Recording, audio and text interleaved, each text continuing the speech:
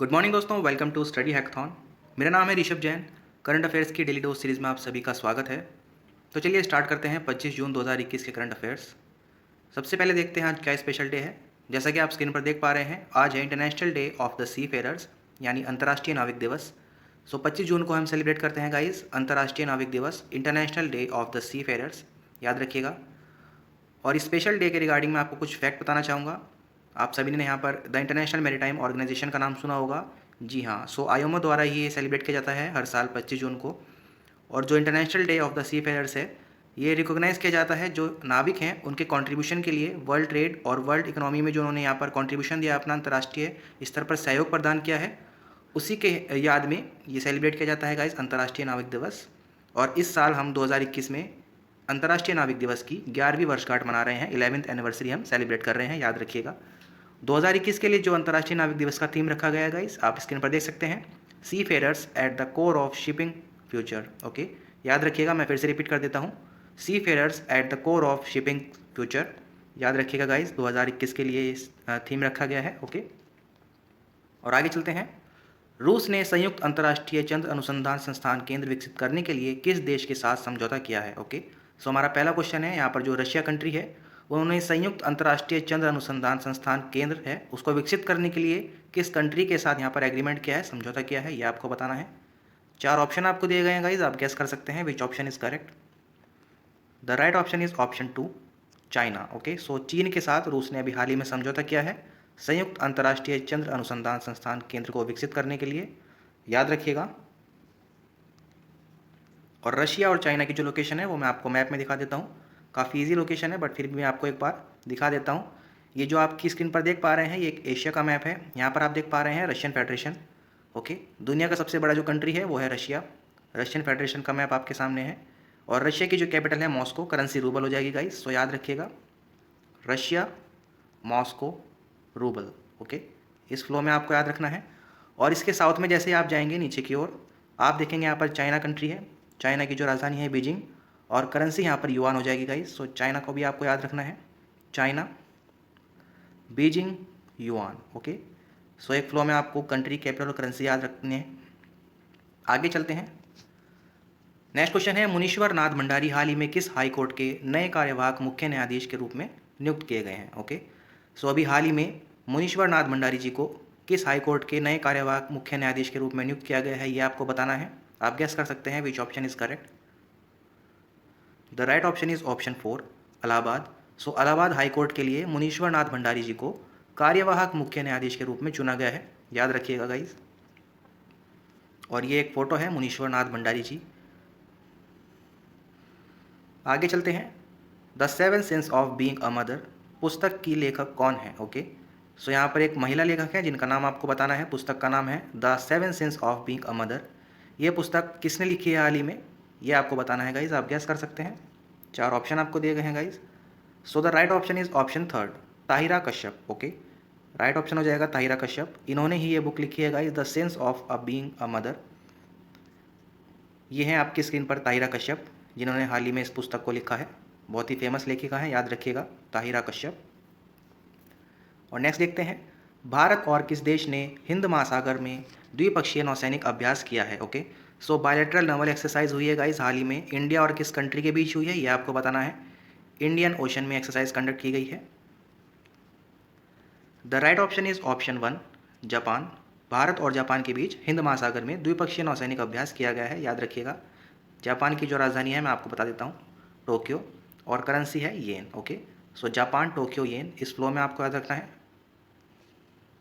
और आगे चलते हैं। इंडिया और जापान के बीच जो ये नेवल एक्सरसाइज हुई है गाइस, इसके बारे में मैं आपको कुछ डिटेल बताना चाहूँगा। इस एक्सरसाइज का कोई स्पेसिफिक नेम यहाँ पर मेंशन नहीं किया गया है, बट ये एक्सरसाइज बहुत ही इंपॉर्टेंट है स्ट्रैटेजिक पॉइंट ऑफ व्यू से, जिसमें free and open Indo Pacific जो यहाँ पर धारणा है उसको प्रदर्शित किया गया है इंडिया और जापान के द्वारा।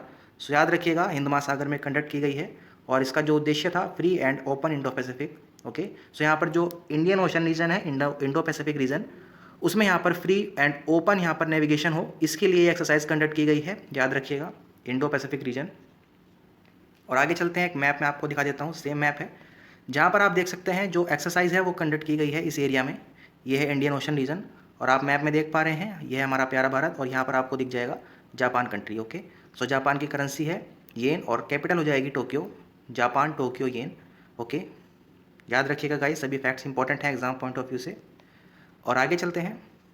एयरटेल ने भारत में 5G नेटवर्क समाधान के लिए किस कंपनी के साथ साझेदारी की है? सो 5G नेटवर्क समाधान के लिए किस कंपनी के साथ साझेदारी की गई है? एयरटेल ने यहाँ पर साझेदारी की है, किस कंपनी के साथ ये एग्रीमेंट हुआ है, ये पार्टनरशिप हुई है, ये आपको बताना है। The right option is option third, TCS, Tata consultancy services.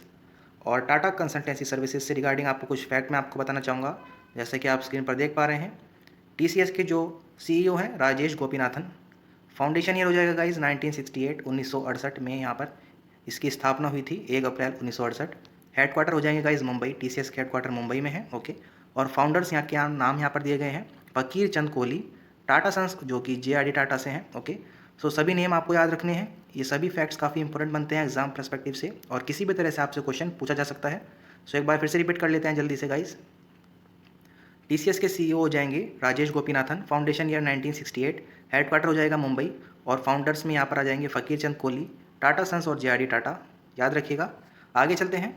हाल ही में कौन WWF इंडिया की फॉरेस्ट फ्रंटलाइन हीरोज़ एम्बेसडर बनी है? ओके, सो हाल ही में जो WWF इंडिया है उसकी फॉरेस्ट फ्रंटलाइन हीरोज़ एम्बेसडर के रूप में किसे चुना गया है, ये आपको बताना है। बहुत ही सिंपल क्वेश्चन है और काफ़ी न्यूज़ में भी है, आप गैस कर सकते हैं विच ऑप्शन इज करेक्ट।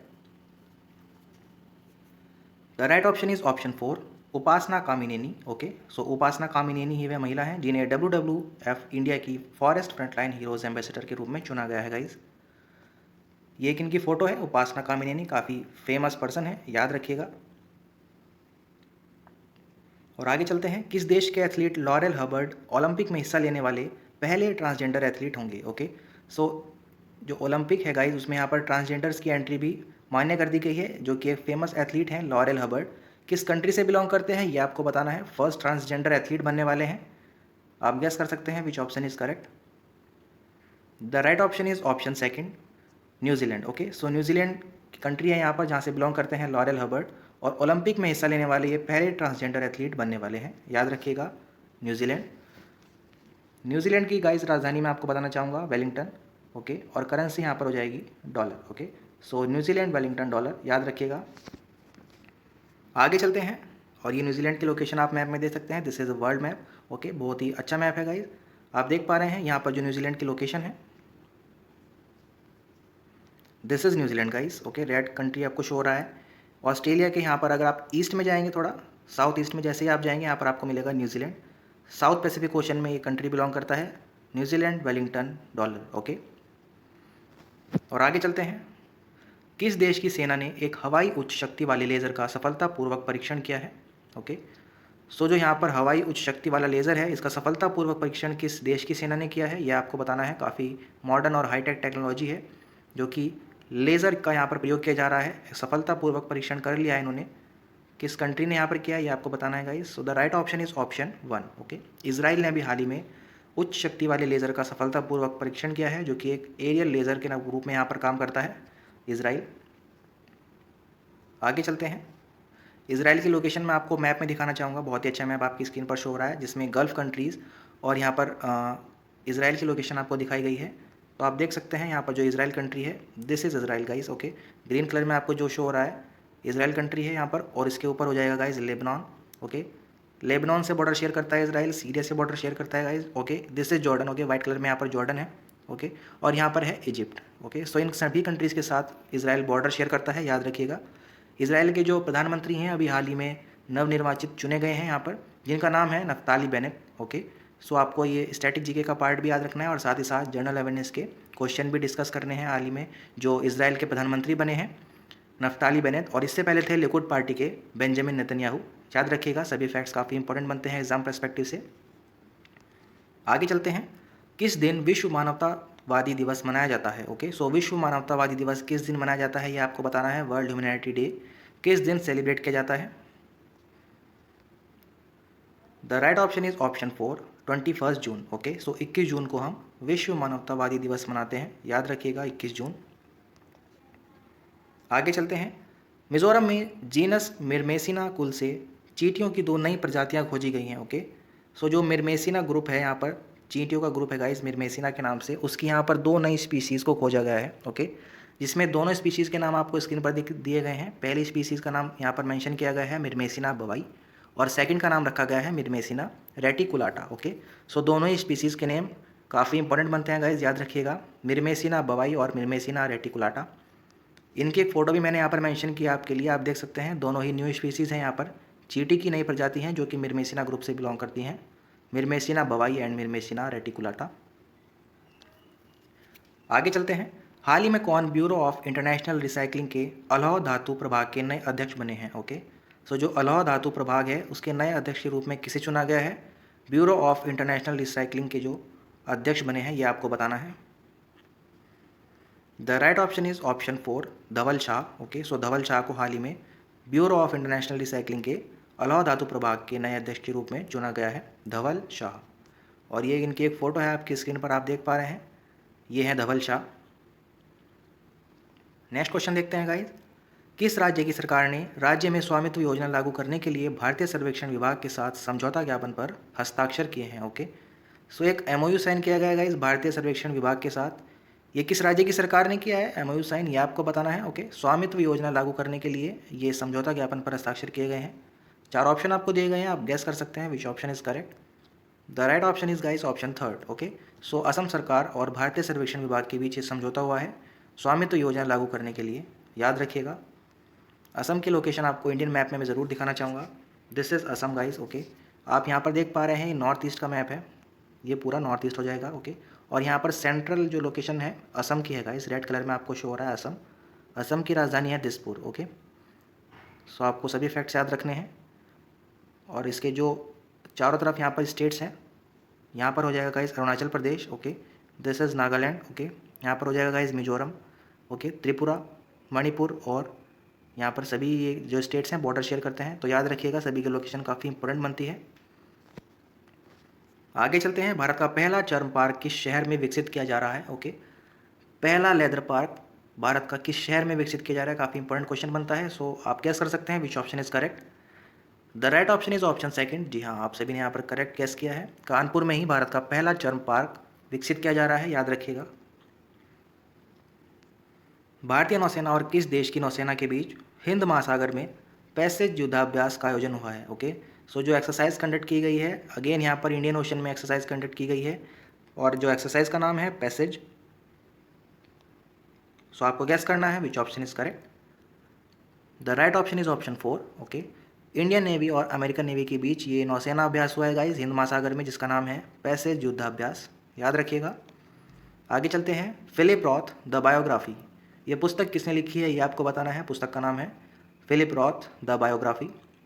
इसके लेखक का नाम आपको बताना है। The right option is option 2। Okay, so second यहाँ पर करेक्ट हो जाएगा इस ब्लैक बैली है, जिन्होंने हाल ही में पुस्तक लिखी है फिलिप रॉथ द बायोग्राफी। और ये किसकी कवर फोटो है आप स्क्रीन पर देख पा रहे हैं। आगे चलते हैं। जिनेवा स्थित कोफी अन्नान फाउंडेशन ने किस भारतीय जिनोरिन को कोफी अन्नान चेंज मेकर्स 2021 पहल के लिए दुनिया के 12 असाधारण युवा नेताओं में शामिल किया है? ओके, सो काफ़ी इंपॉर्टेंट यहाँ पर एक पोजीशन मिली है जो कि भारत से बिलोंग करते हैं। ओके, यहाँ पर जिनेवा स्थित कोफी अन्नान एक फाउंडेशन है गाइस, जिसमें यहाँ पर भारतीय जिनोरिन को कोफी अन्नान चेंज मेकर्स 2021 पहल के लिए 12 यहाँ पर जो असाधारण युवा नेताओं हैं उसमें शामिल किया गया है, उस लिस्ट में शामिल किया गया है। तो आपको बताना है विच ऑप्शन इज़ करेक्ट, वो कौन से व्यक्ति हैं जिन्हें ये सम्मान मिला है। The right option is option 1। Okay, so Stephen Ankong ji, ये एक महिला हैं गाइस स्टीफन अंकोंग के नाम से, ये इनकी फ़ोटो है, जिनको हाल ही में एक ये महान सम्मान दिया गया है गाइस स्टीफन अंकोंग, याद रखिएगा।